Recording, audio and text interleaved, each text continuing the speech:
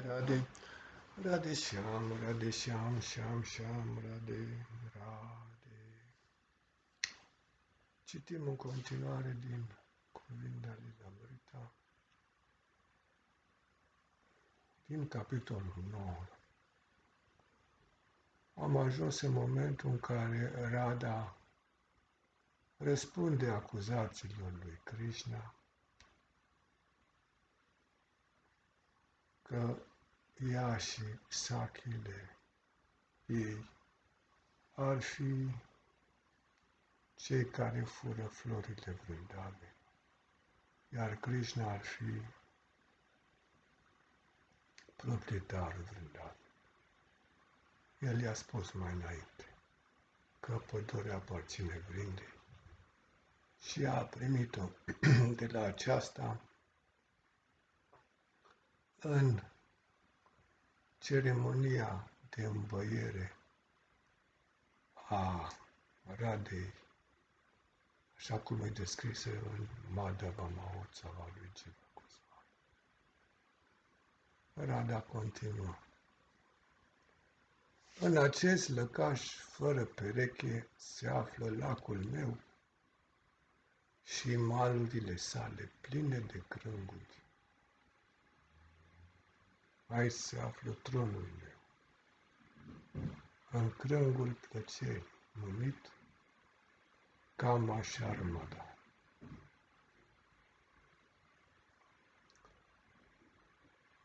Explicație.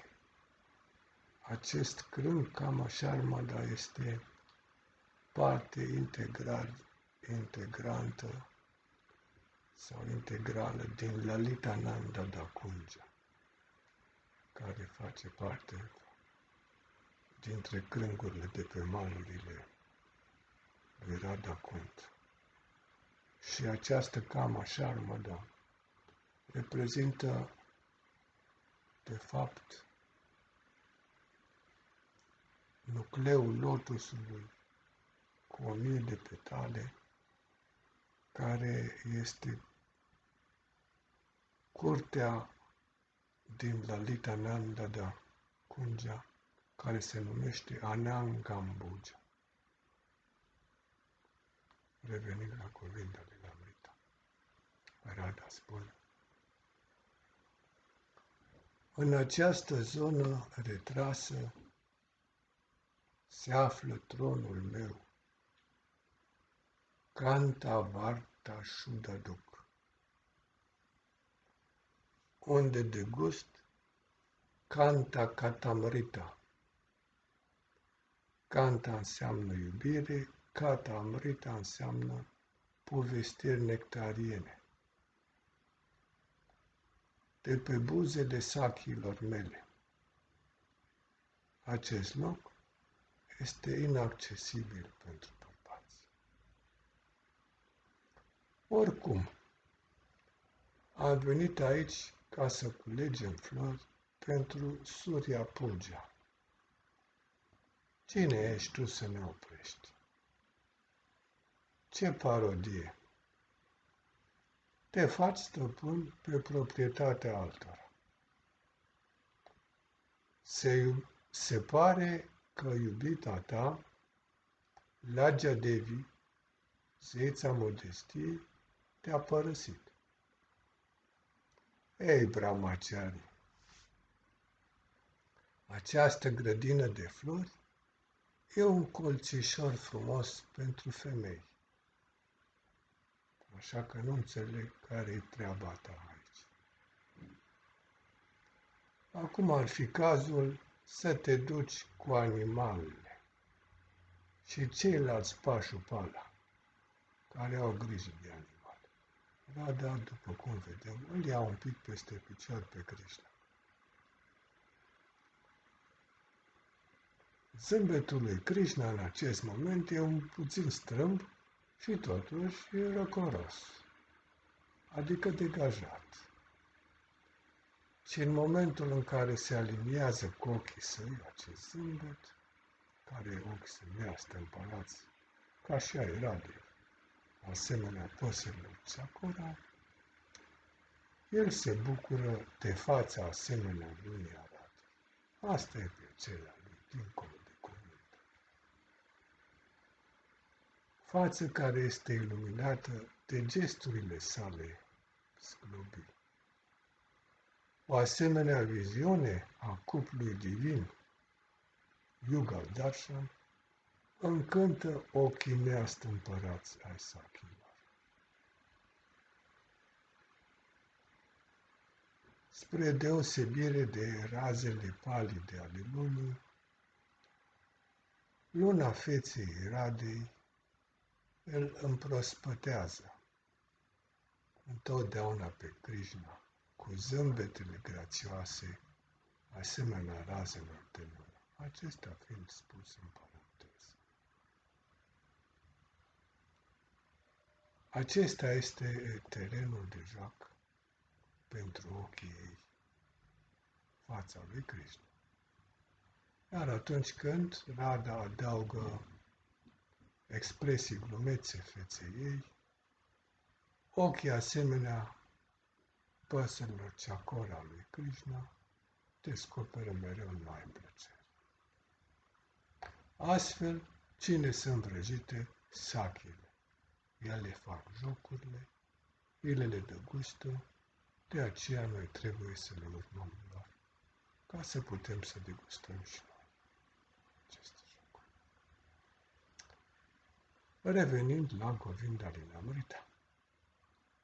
Umerii și gâtul Radei se contorsionează ca și cum i-ar fi frică de atingerea lui Krishna. Apoi îl înlănțuie cu ghirlanda întunecată a ochilor ei, asemenea lotusului. Dar pentru a arăta indiferență și a nu-și destăinui trăirea, Radha începe să se îndepărteze, în timp ce murmură o dojană indistinctă plină de mândrie, acesta fiind o altă podoabă alankar a trăirilor extatice. Radha îl amodnestează pe Krishna cu cuvinte tăioase, lampat, desfrânat, avidagda, neinteligent, nirlagea, lipsit de modestie, drishta, înșelător, durta, viclean, kamukira krida mriga, cerb, desfrânat și lasciv. Revenind la Govinda Lilamrita. Văzând mișcarea corpului Radei, asemenea unei figuri de dans, dorința lui Krishna de a atinge devine irezistibilă. Astfel, Krishna o prinde pe Radha de canciuli, dar sprâncenele arcuite ale Radei devin dintr-o dată arcuri care dau drumul săgeților înfiorătoare ale ochiadelor ei, care distrug răbdarea lui Krishna. Apoi îl lovește în mod repetat cu floarea de lotus ce o ține în mână. Toată lumea știe că Krishna este adăpostul universal. Și totuși, în această formă și în această stare, el nu mai poate reține manifestarea extazului, nu-și poate reține această manifestare. În momentul în care Radha îl lovește cu lotusul jucăuș, Lila Kamala. lotusul ciucroș. Astfel, el începe să tremure și să transpire. Acestea sunt elemente ale extazului. Campa tremuratul, svara banca și transpirația abundentă. În timp ce lacrimi, o altă manifestare a extazului iubirii, și pielea ei se face ca de găină, împodobindu-i corpul. Aceasta este erupția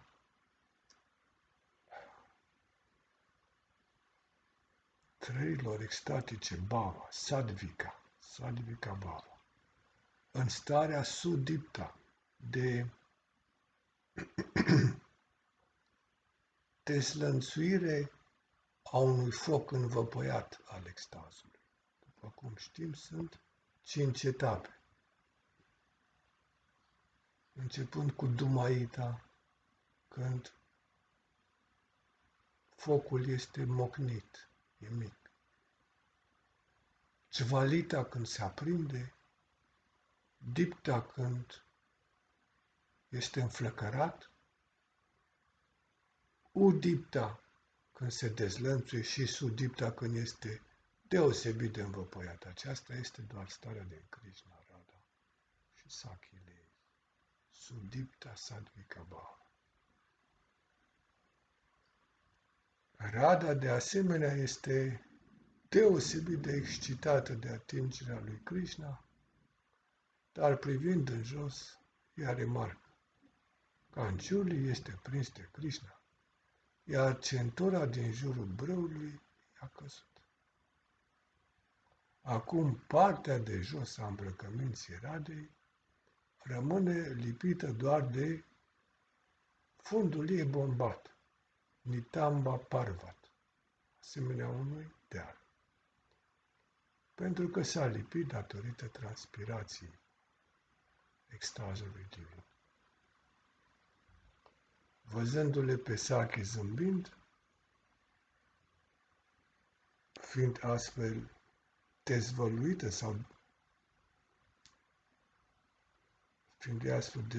starea ei, ea devine nervoasă și îndepărtează mâna lui Krishna.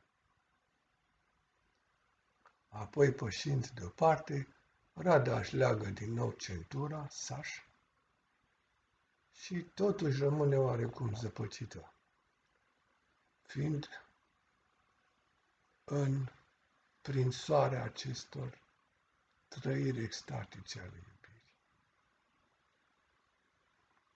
Iar Krishna dorește cu toată puterea să inaugureze ceremonia sacrificială a zeului iubirii, Kandarpa. Astfel că, așa cum în ceremonia sacrificială mai întâi se începe cu oalele de apă, Kumbha, Krishna se îndreaptă spre Radha pentru a-și pune mâinile pe sânii ei, asemenea două ulcioare, care strălucesc datorită transpirației. Când se începe ceremonia sacrificială, puja, frunzele de mango sunt puse pe oalele de apă, Kumbha, pentru a invoca ceea ce este auspicios. Astfel, Krishna își pune mâinile asemenea frunzelor de mango pe sânii Radhei, asemenea oalelor de apă, pentru a inaugura ceremonia sacrificială a zeului iubirii. Radha parează brusc mâna lui Krishna și își apucă centura. În timp ce privește gânditoare din colțul roșu al ochiului ei stâng, celălalt ochi este îndreptat spre Sakhilei care zâmbesc. Ochiul stâng este anuraga ei însetată, dorința de a începe această ceremonie. În celălalt ochi este exprimată strânjeneala dată de prezența sachilor. Deși Rada strălucește de bucurie și de dorință, în interiorul ei, natura ei de a se opune vamata, o face să se domolească, să blocheze mâna lui Krishna și să îl dojenească într-un ton indistinct, pentru că nu e în stare să vorbească cum trebuie, spunând: "O ree, Cici, tu brută, oprește-te în a mai tortura tinerele gopi fără de apărare. Oprește-te imediat, alminteri Lalita se va răzbuna." Dar în timp ce Radha îl împinge pe Krishna la o parte, ea se bucură, prinzându-i mâinile și mai strâns ca înainte. Gora Premanande, Hari Hari. Radhe Krishna, Radhe Krishna, Krishna Krishna, Radhe